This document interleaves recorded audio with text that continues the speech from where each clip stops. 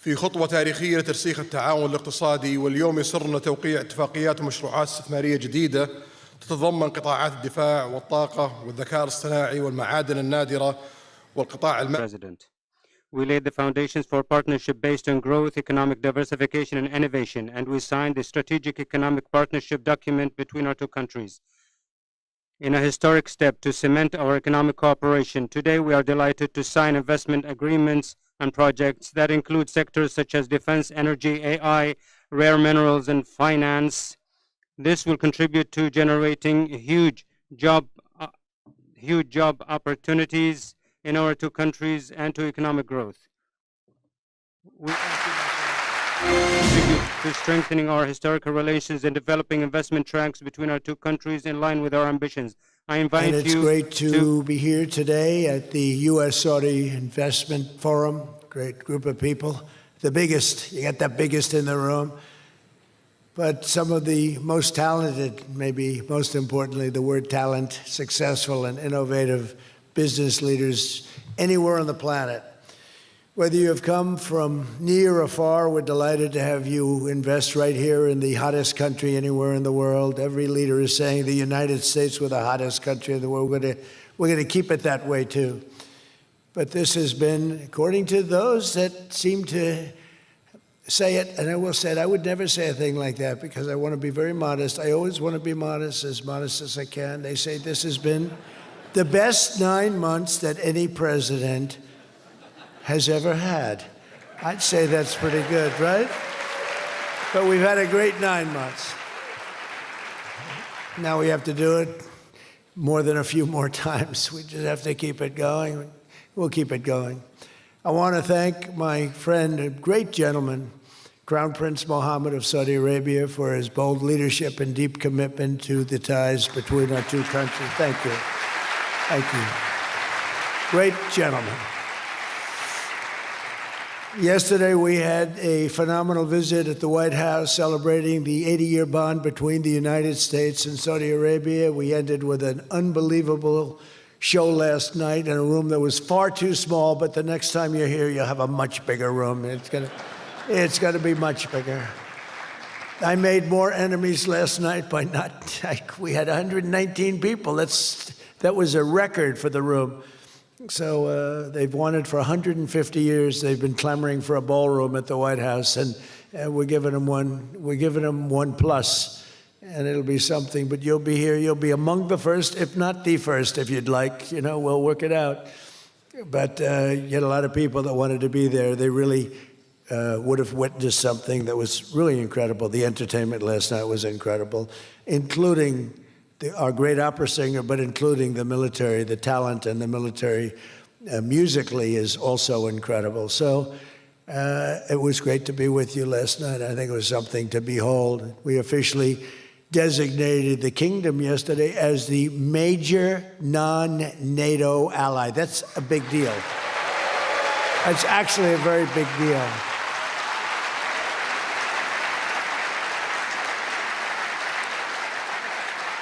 Great honor. That happens seldom, very seldom, if at all. So I just want to congratulate you on that. That's a sign of trust. We signed a historic strategic defense agreement yesterday also, and that's something that is likewise very rare, and it's a very honored company that you're in. And we're going to be selling Saudi Arabia some of the greatest military equipment ever built. We build the best military equipment in the world by far. That's why we do the most business, including nearly 300 American-made tanks is what you're buying, among many other things, the airplanes, and we're working on getting that approved very quickly. It's already approved, but don't worry.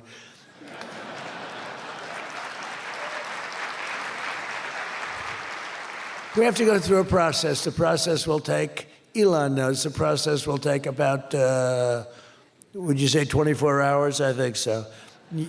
You're in good shape, very good shape. The partnership between our two nations is among the most consequential in the entire world, and together the Crown Prince and I are making an alliance stronger and more powerful than it's ever been before. We've had good relationships and frankly not good. You didn't have a good relationship with Barack Hussein Obama. You didn't have a good relationship with sleepy Joe Biden.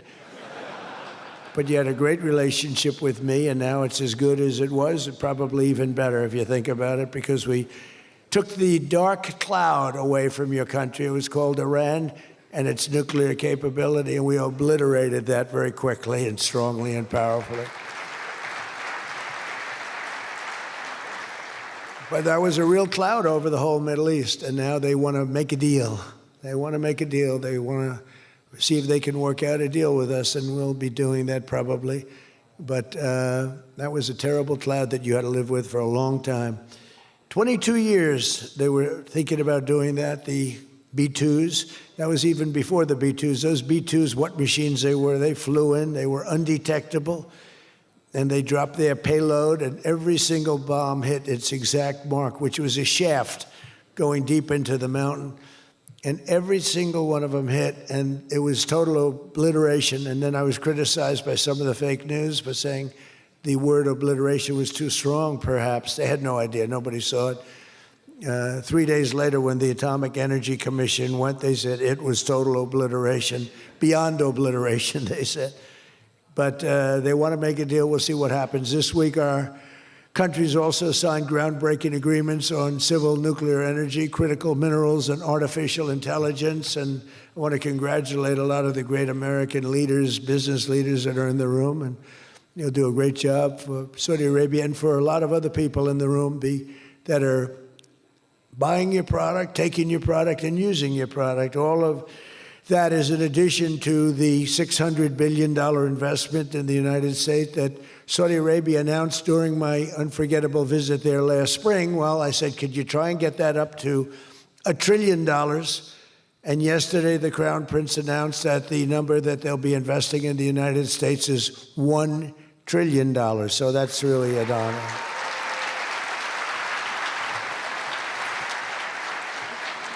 And we just took a picture backstage with some of the great business leaders and some of the great people, friends of mine from your country, and beautiful picture. And while we were taking the picture, I said, could you make it 1.5 trillion?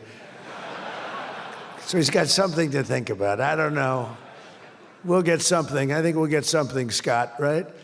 But many of you in the room are playing a key role in making these projects happen, and we're told that $270 billion in agreements and sales are being signed between dozens of companies, and that's just happening today, $270 billion. That's big stuff. So on behalf of the thousands of American workers who I care about most, I want to thank you for bringing all those jobs and all those great opportunities to America and bringing great wealth to America. We've become a very wealthy country. We have a couple of little things. We're waiting for a decision. We hope that's going to be good, but if it's not, we always find ways, we find ways, but we've done things that nobody thought were possible, and we're taking in trillions and trillions of dollars. Tariffs have been, frankly, the best thing that's ever happened to our country. They've always been used against us, and we never had people that were smart enough to use them in the opposite direction. But now you do, and we have taken in trillions of dollars, and it's been absolutely amazing. We're going to be doing a dividend to the people, low and middle income, moderate income people, of at least $2,000. In addition to that, we'll be paying down debt very substantially. It's the kind of money we're taking in. And really, countries that took advantage of us are no longer taking advantage of us. Friends, some of our friends treated us far worse than our enemies on trade anyway, and we've got that all straightened out. And everybody's happy. They respect us again. It's like one of those things. I think they like us better, and they actually respect us, and it works out much better for us, too.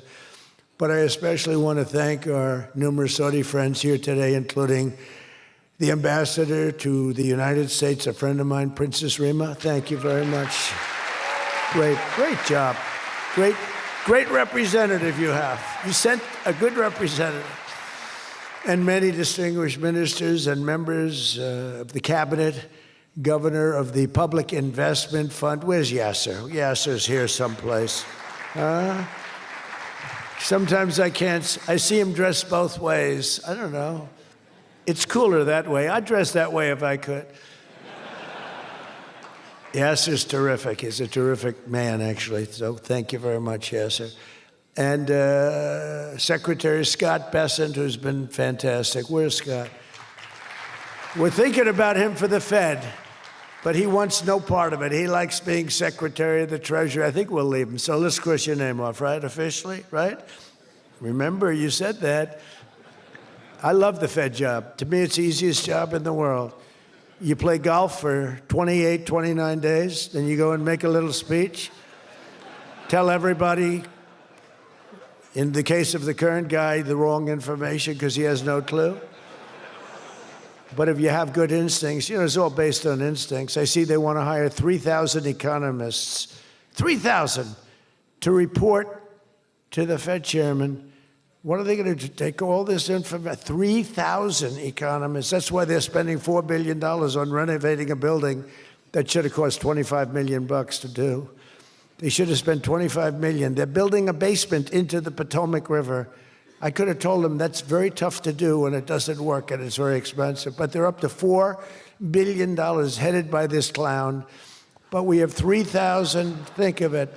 They want to hire 3,000 economists. So they took a poll and they interviewed 71 people.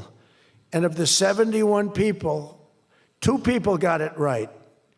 2 people. One was a great economist whose name I won't tell you because I don't like him personally, but he is good. And the other one that got it the most right was a man named President Donald J. Trump. Do you believe it? And I didn't have an economist. Well, I had Scott. But we got it right, didn't we? Huh? We got everything right. Doug Burgum, where's Doug? Will you please drill a little bit faster? Between him and I'll tell you, you and Chris was great on television, and he's setting records. They're setting records, but I'll never be satisfied. Drill, you know, we got elected. Drill we must, I called it. Drill, baby, drill. Con Edison, a great utility from New York many years ago, they used to have a sign, drill we must and dig we must. So when they were digging in a road, they'd have a sign, dig we must. Well, now we're putting those utilities to shame because I'm allowing all of those AI plants that are being built to build their own electric generating force, and they're building them like nobody's ever seen, and they're coming up with ideas and new contraptions like nobody's ever seen. And this way, they can't blame me for not producing electric. I said, you produce it yourself. And actually, they didn't believe I was saying that because nobody ever thought of a thing like that. They're building a massive plant. They were going to hook it up to a 200-year-old grid. And you know that wasn't going to work because there's no way of doing that. No way we could have done that. And I had the idea. This was my idea, approved by a couple of people. I said, why wouldn't that happen? They're building a plant for $50 billion. You know, if you build a shopping center for $50 million, it's okay. It's not a bad shopping center. $500 million, you're talking about top of the line. $50 billion. So when it was first explained, they're spending $50 billion. I said, no, you mean 50 million. No, sir, we mean 50 billion. And then I saw some of them that were the size of Manhattan. I said, they did mean 50 billion. And I said, well, what you're going to do is with that, how would you like to build your own electric generating plant? And they looked at me like I was crazy because something like that, they really didn't understand it. The smart guys, they didn't understand it. They said to me at the next meeting, sir, the biggest problem we have will be electricity. I said, you don't understand. I told you last week, you're going to build your own. I'm giving you approval to build your own plant, and you will be approved within a period of 2 to 3 weeks. It used to take 20 years prior to termination. In other words, you would wait 20 years and you wouldn't make it. You'd be voted down 5 to 4. I said, we're getting you approved in a 2-week, 3-week period. In fact, Lee Zeldin, one of the superstars of this administration, I said, Lee, if it's oil and gas, get them approved in 2 weeks. If it's nuclear, add another week. Because some are going nuclear, and they're doing, be careful, they better be careful, but they are going to be careful. They're the greatest people in the world. So now they come back and they actually believed it. And now they're being approved rapidly. And we have things being built, the likes of which nobody's ever seen. We're leading China by a lot in AI. And we're also bringing auto plants in from Canada and from Mexico. They took them, and they're all coming back. They're all coming back because of tariffs. If we didn't have tariffs, I mean, they like the fact that we won the election by a landslide on November 5th. That helped. But they're all coming back, and they're coming back from Germany and Japan. Toyota just announced, as you know, $10 billion worth of new plants. They just announced it last week I went to various countries, and Japan was one of them. And Toyota's coming in with a $10 billion investment in 4 or 5 plants.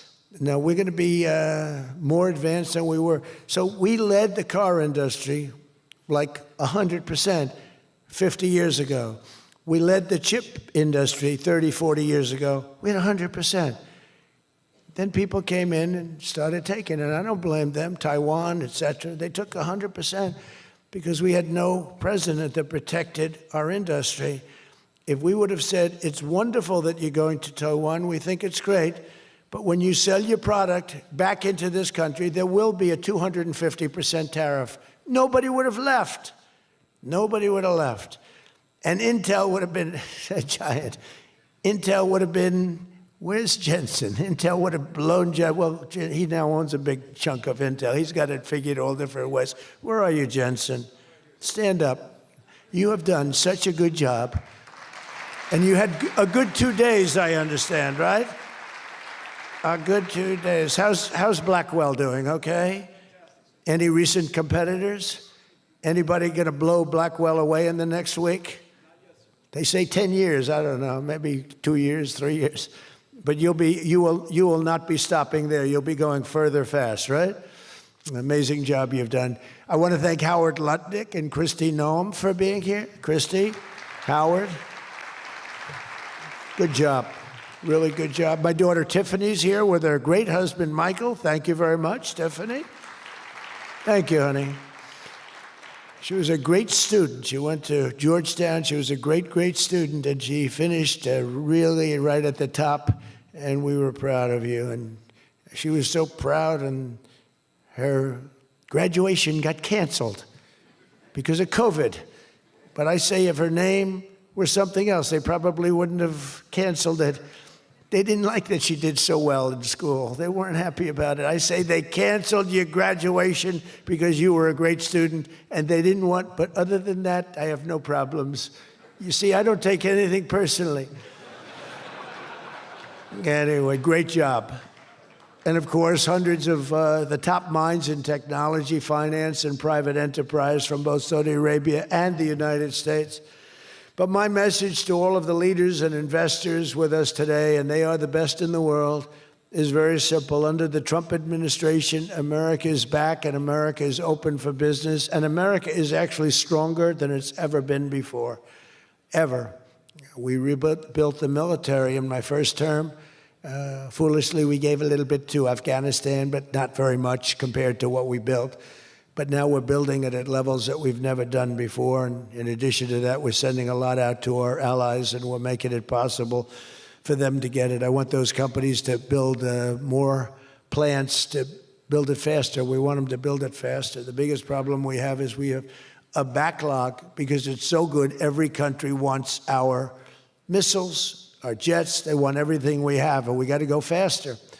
We just have a new plane, the F-47. It won a very strong competition. It's the newest, and that was won by Boeing. By the way, Boeing is doing an amazing job of coming back. Kelly is doing a great job.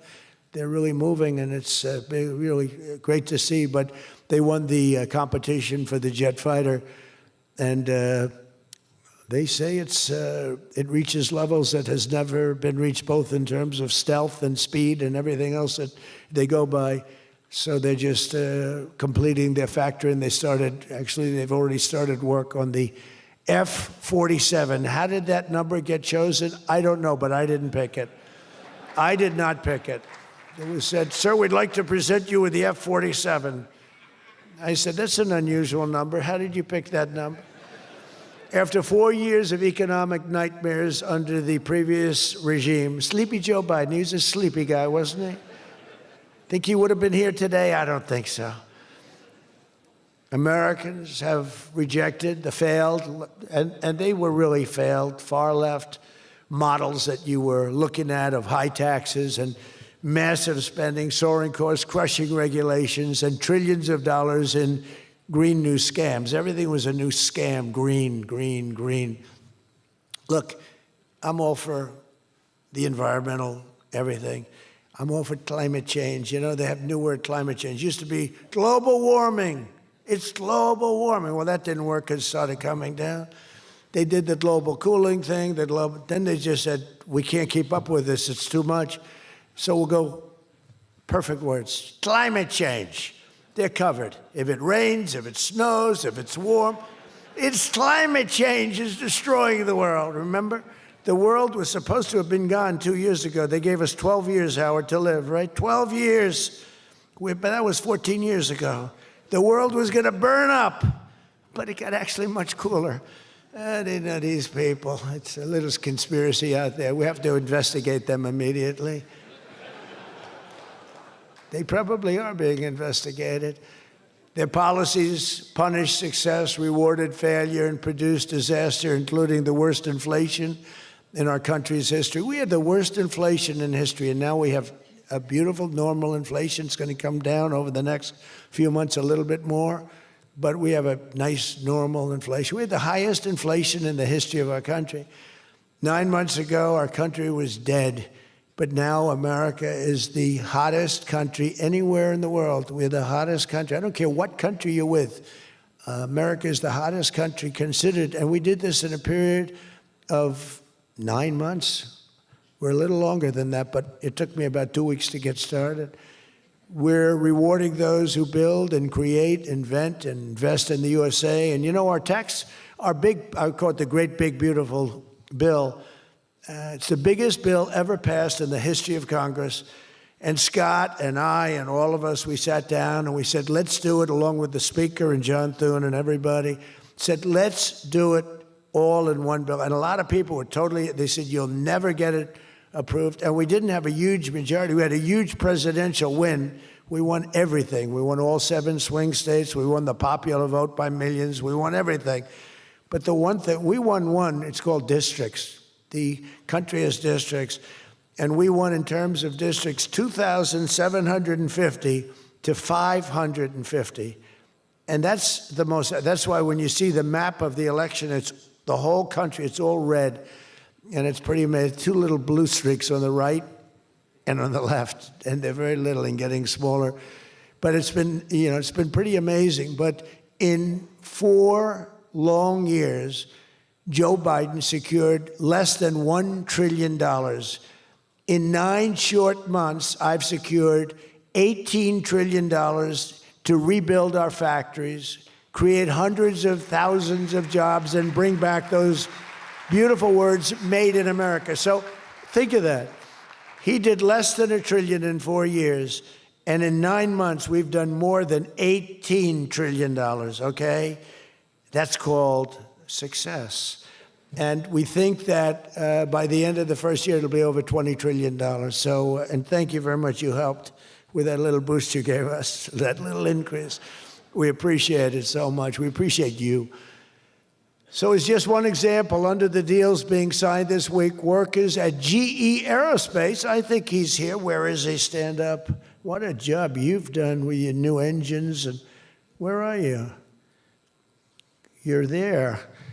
It's not a very good location for you. I thought you have been amazing. Great new engine that's supposed to be more efficient, more powerful, and less costly. That's not a bad combination. But GE Aerospace will soon be delivering dozens of new airplane engines for 787 Dreamliners in Saudi Arabia's commercial fleet. Big order. It was a big order just secured.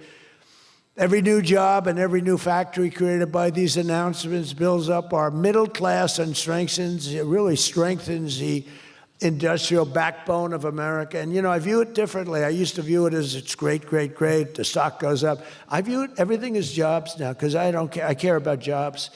And We have more jobs. It was just announced.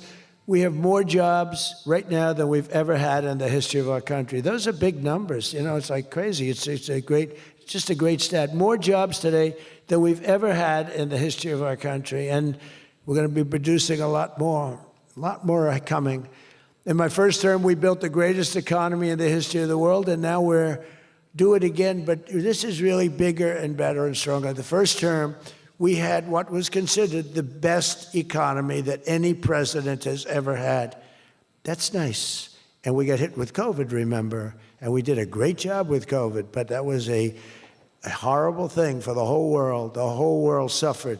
Your country suffered. Everybody suffered. And despite that, we had the greatest economy. And before that, forget it. We blew it off the charts. I'll never forget, I met with pollsters the day before I got the news about COVID, but I met with 2 pollsters because we were starting to think about the next election. They said, sir, if George Washington and Abraham Lincoln came back from the dead and they aligned and they went for the president, vice president as a combination, you'd be beating them by 25 points. And then the next day I was told that something strange is happening. There's a lot of death being reported in a certain country. I won't tell you which one because that country is well represented here, but you know which one. And thousands and thousands of people are dying. And I said, that's strange. What would that be? And it turned out to be a disaster for the world. There's, nothing has been seen like that since 1917. I always thought that when I heard pandemic or anything you want to call it, but I always thought that was like an ancient phenomena, that could never happen in modern times, but it did. But we did a great job with all of the things that we did with the vaccines, with the so many of the drugs that we came up with, making you better. Regeneron is an example. Regeneron was fantastic. I give them great credit for what they did. But we did great, and then we started doing the gowns and the masks and the goggles and the ventilators. We were sending ventilators all over the world. We became the king of ventilators. But what a period of time that was for all of us. But despite that, we had the greatest economy in the history of our we had the greatest economy in the history of the world. And I'll tell you, it was an amazing time. But this looks like it's going to be blowing it away, because when these plants, which are being built now, and many are going to be started very shortly, many, but when they open, we're going to see numbers the likes of which nobody's ever seen before. And, in some cases, you're building extremely complex plants. You're building plants to make computers and to make telephones, to make a lot of different things, missiles. But you're building plants that make things that are very, very detailed, and you have to have great knowledge. And you're coming here and you find, if we don't have people that did that before, we are allowing you, and I may take a little heat. I always take a little heat from my people, the people that love me and the people that I love. They happen to be toward the right of center, toward the right. Sometimes they're way right. But if you have to bring people to get those plants opened, we want you to do that, and we want those people to teach our people how to make computer chips and how to make other things. You can't come in, and I'm explaining, you can't come in, open up a massive computer chip factory for billions and billions of dollars like is being done in Arizona, and think you're going to hire people off an unemployment line to run it. They're going to have to bring thousands of people with them, and I'm going to welcome those people. Now, I love my conservative friends. I love MAGA, but this is MAGA.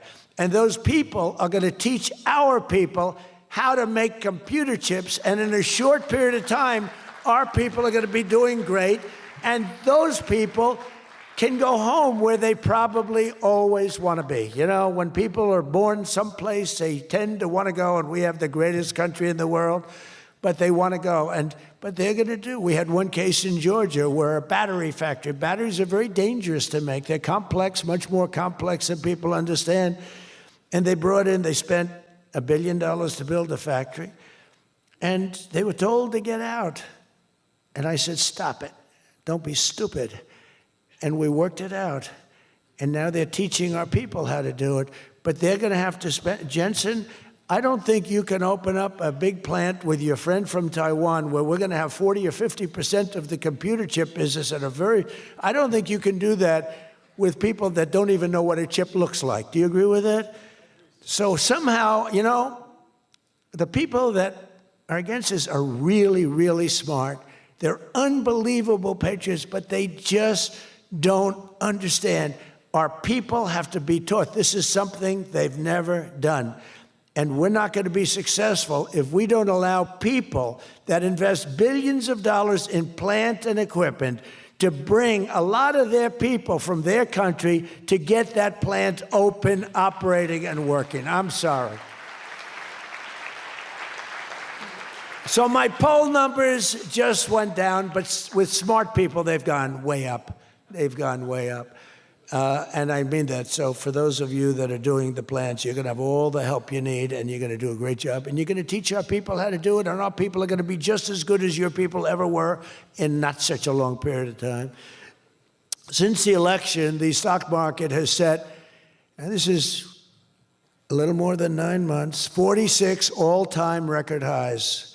And the growth is now amazing, and it's lifting up the Americans and American economy like nobody's ever seen before. It's the biggest, there's never been a period of time like this.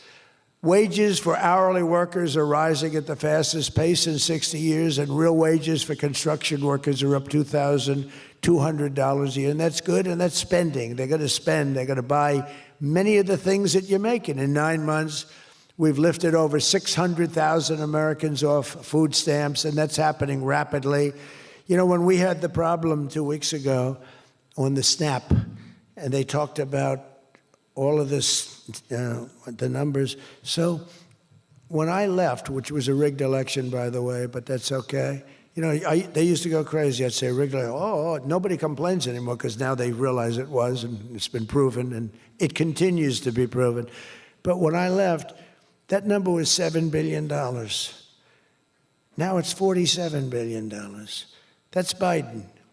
So if you think about it, if Kamala, who's the same basic thing, grossly incompetent, he was incompetent, they're all incompetent because their policies are incompetent. Open borders, men playing in women's sports, transgender for everybody. I mean, they got the worst policy. I don't talk about it too much because if I talk about it, they might change. So, no, I don't talk about it. I tell people, don't talk about it. Wait till 2 weeks before the election and hit the hell out of them. Right? We talked about that, right, Elon? He said, we wait 2 weeks before. It's almost like you're in a war. Don't shoot yet. Don't shoot. Hold your fire. The enemy's rushing. Hold your fire. Don't shoot. Okay, now you can go. 2 weeks before. But I watched a guy the other day, a congressman, fighting for men playing in women's sports. And the new weightlifting record for a certain weight was just set. The man was 119 pounds higher than a woman champion who was a phenomenal champion. Beat her by 119, and he was an average lifter prior to transitioning. A lot of the Saudis that are sitting here saying, what the hell is he talking about transition?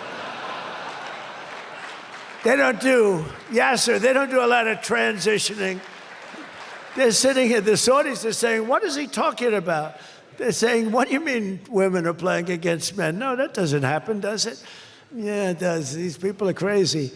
1.9 million more American-born workers are employed today. Think of that, than when I took office. So we picked up almost 2 million workers, and more Americans are now working, as I said, than at any time in the history of our country. Under Biden, 1 out of every 4 new jobs went to increase the size of the federal government. So in other words, 1 out of 4 was a federal worker. Well, I love our federal workers, but that's not the way you can build a country. It's a short road to a disaster.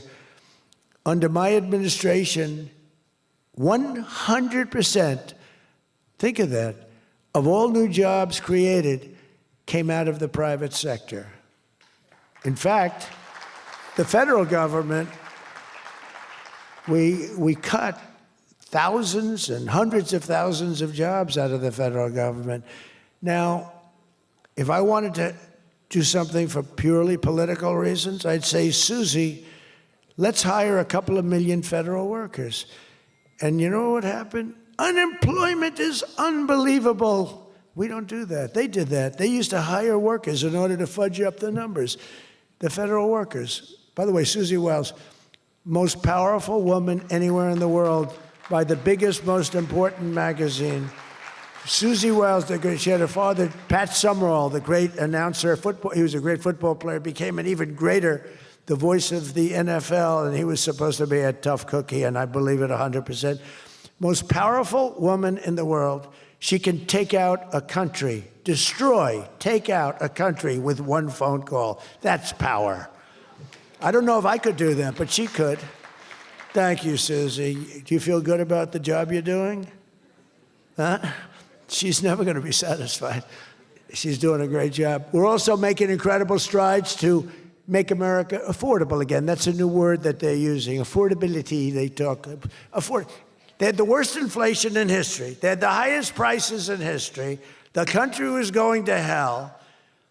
The only thing that we're going up in is our stock market, okay? The only price that we really have, I mean, we're bringing prices down, but they came up with a new word, affordability.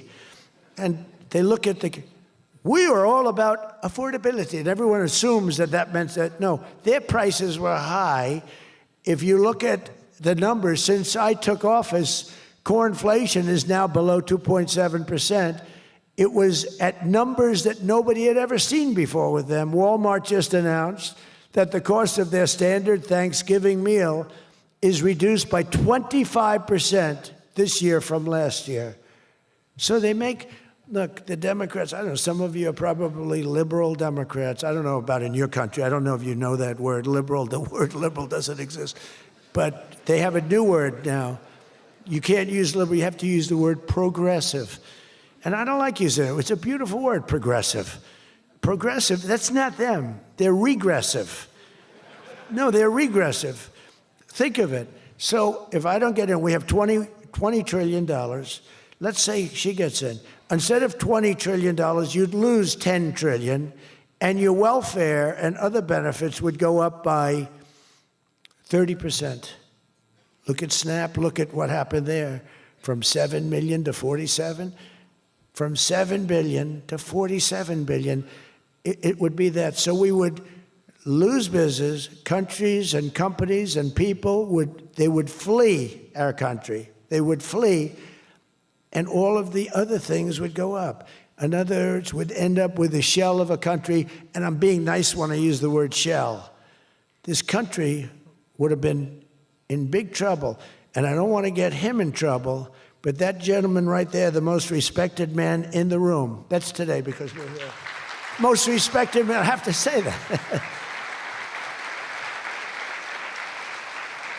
Don't worry, when I'm with other countries and the leaders sitting there, I say the same about them. Don't worry. Don't get carried away. No, the most respected, one of the great leaders, he told me when I was in his country, he said, and I use it all the time. Sometimes I refer to him because I have great respect for him. I figure it sells better. But he said exactly these words. He said, it's amazing what you've done. 1 year ago, your country was dead, and now you've got the hottest country in the world. You were the first one that said that. And I've used your name hundreds of times. I use your name, I say, that king of Saudi Arabia said. But anyway, but it's true. We were a country that was in really bad trouble. We were a country that would have been dead, I believe, within a year or 2 years after the election. We were headed in a very bad direction. And now we're headed in the best direction, I think, that we've ever been headed. According to the USDA, Turkey is down, think of that, 33%. And I'm not talking about the country of Turkey. He's doing fine. Erdogan is doing good. Just want to, I don't want him calling me. I'm not down 33%. He's a friend of ours. We got to take care of our friends. Since March, egg prices are down 86%. Think of 86%. Many other prices are down in a similar number. When I first came into office, my first 3 days, I had a news conference, and they started screaming at me. Those people, that's a lot of people back there. Look at all the fake news. They started screaming at me, eggs, eggs. I didn't know anything about it. I said, what's going on with eggs? They're up quadruple. I said, I've only been here for 3 days. And we'll work on it. And we got them down very substantially. They said, don't buy eggs for Easter. At the White House, we have an Easter egg hunt. We buy thousands of eggs. People come from all over, thousands. They asked me, sir, would it be possible this year to buy plastic eggs? I said, I'm not buying plastic eggs. The kids are going to pick up an egg. They're going to, what the hell kind of an egg is this? And we bought maximum number of regular eggs, and we got the prices. Brooke Rollins did a great job, Department of Agriculture. She did a fantastic job. And eggs are way down now. Mortgage rates are down despite the Fed. I mean, Scott, you got to work on this guy. He's got some real mental problems. No, there's something wrong with him. It's just sweet. I'll be honest, I'd love to fire his ass. He should be fired. Guy's grossly incompetent. And he should be sued for spending $4 billion to build a little building. I'm building a ballroom that's going to cost a tiny fraction of that, and it's bigger than the whole thing put together. You got to work on him, Scott. The only thing Scott's blowing it on is the Fed. Because the Fed, the rates are too high, Scott. And if you don't get it fixed fast, I'm going to fire your ass, okay? I can't tell you, Scott, sir, don't fire him. Sir, please don't fire him. He's got 3 months to go. Don't fire him. I want to get him out, Scott. Please. He's the voice of reason. You're very lucky you have him, I'll tell you that. Done a good job. I think Howard's a little bit more for firing him. Right, Howard? I think Howard would say, get him the hell out of there. Anyway, well, congressional Democrats wanted the largest tax hike in history. They wanted to raise your taxes by 42% of you, 44%. I proudly gave you the largest tax cuts in American history. Don't forget, the great big beautiful bill doesn't kick in until January 1st. So all these numbers that you're reading about, all these great numbers, that's without the tax cuts. The tax cuts take effect on January 1st, and that's no tax on tips, no tax on overtime, and no tax on Social Security for our great seniors. Even people that go buy a car, they've never had this. You know, middle-income people don't know what the word deduction is. They don't know. This room, they live on deductions. Me too. How much of a deduction do I get? We all live on it. Middle-income people, they don't know about it. They don't really have deductions. We're giving them a deduction on the interest if they buy a nice Tesla car and they borrow the money. You're so lucky I'm with you, Elon. I'll tell you, you are. Has he ever thanked me properly? Although I do let him buy other than electric cars, but these are minor details. You know, we had a mandate, which even Elon thought was ridiculous, that everybody has to have an electric car by 2030. And once, fortunately, he said, that's a ridiculous thing. So I keep quoting, but I'm giving them a deduction. Now, Elon would like to have it differently. A deduction only if you buy a Tesla, right? But we'll let it be for everybody. But think of it. You get a deduction on the loan, on your interest payment. I think that's going to be an unbelievable boon to car sales. I think it's one of the biggest things, and we'll see, but I think it's going to be. And the biggest thing I've done for business and jobs is deductibility, where all of that money that you're spending, 100%, think of it, expensing for all new equipment purchase, factory construction, including structure. Every single thing you're allowed to deduct, expensing 1 year. And that's what made our first tax bill, in my opinion, more than anything else, bringing your money back in. We have that, we have everything. Trillions of dollars, hundreds of billions, but trillions of dollars. Apple alone, Tim Cook brought in hundreds of billions of dollars. You couldn't do it under the old tax code. You'd have to pay so much tax, and just the bureaucracy of it. We made it very simple. We charged a fair rate, and we took in billions. Well, we have that. But the expensing, to me, was the thing that made it so successful. And the other thing is all of those tax cuts that we got, that was the largest tax cut in history. On top of adding to those cuts, we extended the original tax cuts. If we didn't extend, you would have had about a 58% tax increase from that point, and we were able to get that extended. So I want to thank the Speaker of the House, and I want to thank John Thune. And a lot of people thought that that bill, because we put everything into that one, we took 4 years' worth of things, and we put them into the great, big, beautiful bill. And we got it passed. It was close, like about a quarter of a vote. It was on fumes. We thought for a couple of moments we were not going to be able to get it. Then we would have had to have it in 9 or 12 or 14 different bills. And I don't think we would have gotten many of them approved. We would have gotten some easily approved, but some we would have gotten no votes on. By putting it all together, we got everything. And it was a great job, and I think someday it's going to be appreciated. But among other things, it's the biggest tax cut in history for people and for businesses. So just enjoy it, and think of me every once in a while when you're hiring new people and making a lot of money. You just think about us. But I'm cutting a record number of job-killing regulations. That's the other thing. And I've already slashed more than $1 trillion worth of regulations this year. My last term, I gave the largest regulation cut in history, and now we're doing it again. In fact, for every new regulation, they're mandated to cut 10. And so far, it's for every new regulation, they've cut 30. So they have the idea. And very importantly, we stopped Joe Biden's radical crusade to kill oil and natural gas. Somehow, I don't think Saudi Arabia would like me too much if we decided to kill oil and natural gas. There's nothing like it. It works. Windmills don't work. Other things, I don't want to get into it too much, but they don't work. What does work is natural gas, oil, nuclear, and other things. But the windmills are a disaster. I am the biggest negative person on windmills. They ruin your locations. They ruin. When I look at some of these countrysides that are littered with windmills, and every time it goes around, you lose money.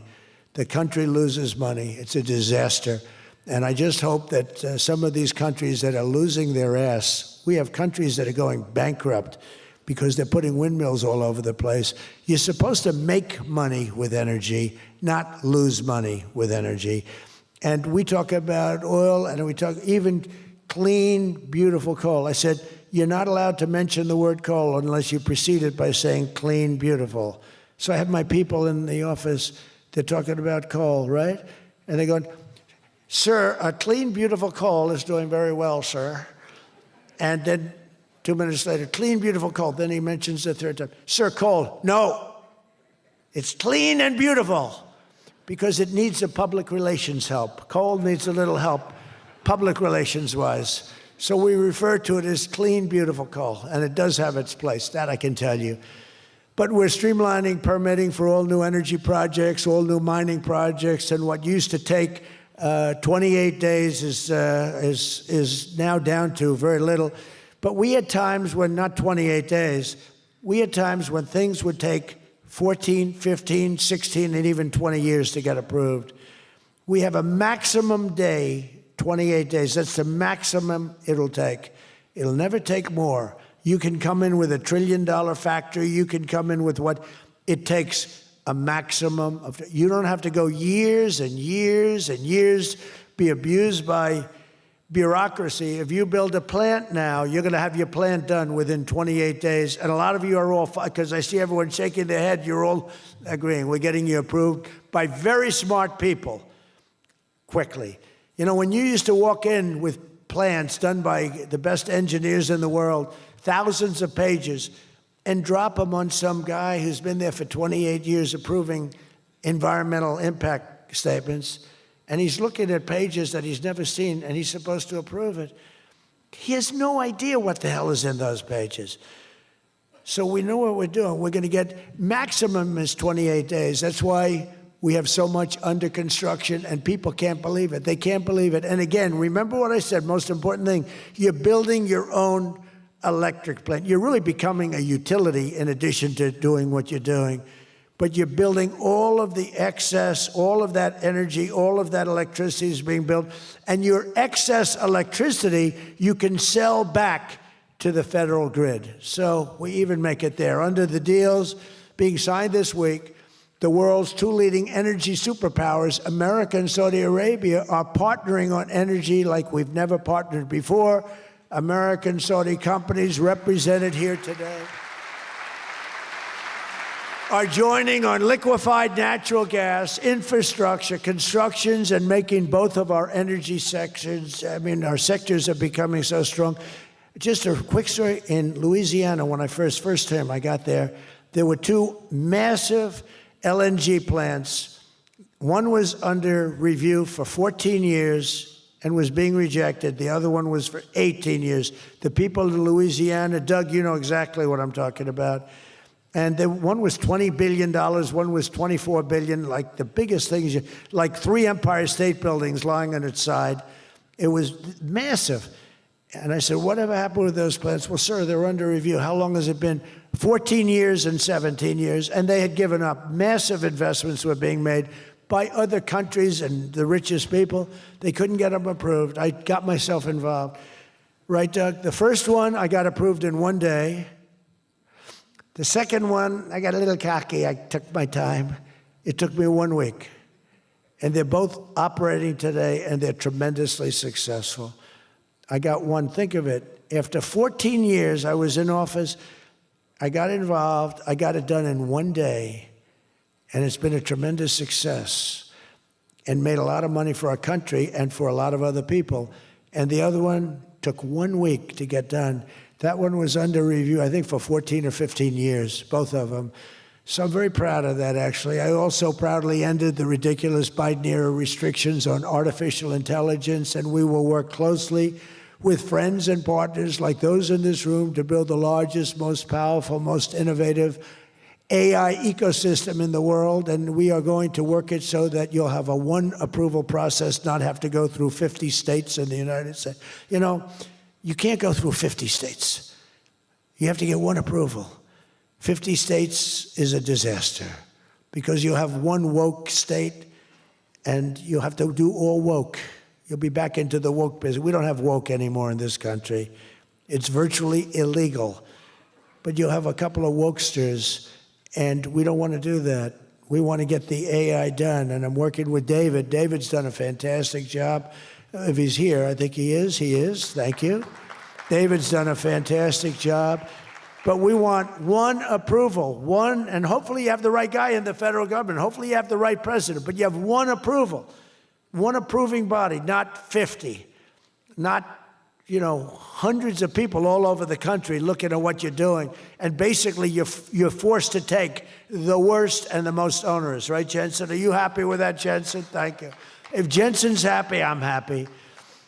But what's very important, we have to do that. And we have a couple of very good, very well-meaning senators that think every state should have a right to approve. We're not going to do that because that will not allow you to do what we have to do. And we'll get that straightened out. Together, the United States and Saudi Arabia are unleashing really the most incredible new prosperity together. And we're also making history and forging peace. And I've settled 8 raging conflicts, 8 wars. I've settled 8 wars. I have one to go. You know what that one is. I thought that was going to be my easy one because I have a good relationship with President Putin, but I'm a little disappointed in President Putin right now. He knows that. I thought that was going to be the easy one. I settled one war, 36 years. I got it done in 1 day. I had another one, 32 years, millions of people killed. Even Congo and the Rwanda, they had 10 million people killed. It was out of control. I got that settled. I have a man's father who happens to be in this room doing a great job, right? Got that settled. I settled 8 wars. And I'll tell you, His Majesty would like me to do something very powerful having to do with Sudan. It was not on my my charts to be involved in that. I thought it was just something that was crazy and out of control. But I just see how important that is to you and to a lot of your friends in the room. Sudan, and we're going to start working on Sudan. I didn't think that that was one that was going to be so easy to do, but we're going to start working. Mohammed said, yeah, thank you. Thank you to you.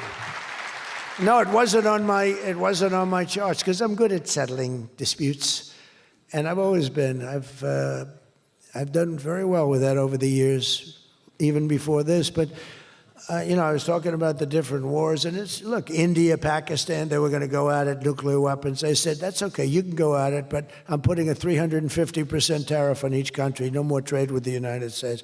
No, you can't do that. I said, I'm going to do it. Come back to me and I'll take it down. But I'm not going to have you guys shooting nuclear weapons at each other, killing millions of people, and having the nuclear dust floating over Los Angeles. I'm not going to do it. They said, we don't like that. I said, I don't care if you like it or not. So I was all set. I told Scott, 350% tariff to settle that war. If you don't, we'll make a nice trade deal. They were in the midst of a deal. Now, no other president would have done that. Another guy would have, like Joe Biden, doesn't even know what countries we're talking about. He wouldn't have any idea. There'd be no tariffs, no nothing. Just the whole world would go to hell. But no, I used tariffs to settle all these wars. Not all of them. 5 of the 8 were settled because of the economy, because of trade, because of tariffs. So I did this. But, and then I'll tell you what, the Prime Minister of Pakistan called me, thank you very much. He actually said, I saved millions, and he said it in front of Susie. He said, President Trump saved millions and millions of lives. He doesn't even know that, but he saved millions of lives, and he talks about it. And I got a call from Prime Minister Modi saying, we're done. I said, you're done with what? We're not going to go to war. I said, thank you very much. Let's make a deal. But I saved a lot of people, millions of people, on many other wars. Azerbaijan, you know what was happening there? I settled that. That was going on for many, many years. Actually, Putin called me. He said, I can't believe you got that one settled. We've been trying to settle that one for a long time. I said, don't worry about that. Just let me settle your frickin' war, okay? You don't have to help me. I don't need any help. I need help with your war. And it'll get done. But working with the Crown Prince was amazing because he mentioned Sudan yesterday. And he said, sir, you're talking about a lot of wars, but there's a place on earth called Sudan. And it's horrible what's happening.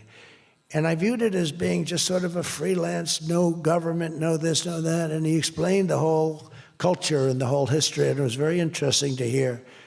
Really amazing, actually, to hear. And, we've already started working on that, okay? He said that would be the greatest thing you can do. That would be greater than what you've already done. That was your expression. Is that a correct expression? Pretty good. So we're working on that. We started about 30 minutes after you explained to us the great importance of that. I view it differently now than I did just a day ago. But we also... as you know, we had a historic ceasefire. We ended the war in Gaza. And 2 days ago, incredibly, the United Nations Security Council backed the Trump peace plan. And we have a great peace plan. We have peace in the Middle East. This is a strong peace, too. They say, oh, it's tentative. It's not. This is a very strong peace. We have 59 countries signed on. And when there's problems, I'm getting calls from countries. They want to go in and lead the fight to solve the problem if we have any problems. But right now, it's looking very good and they endorsed the United Nations, what's called the Board of Peace, chaired by a person called Donald J. Trump. I accepted the chairmanship. They asked me to be chairman.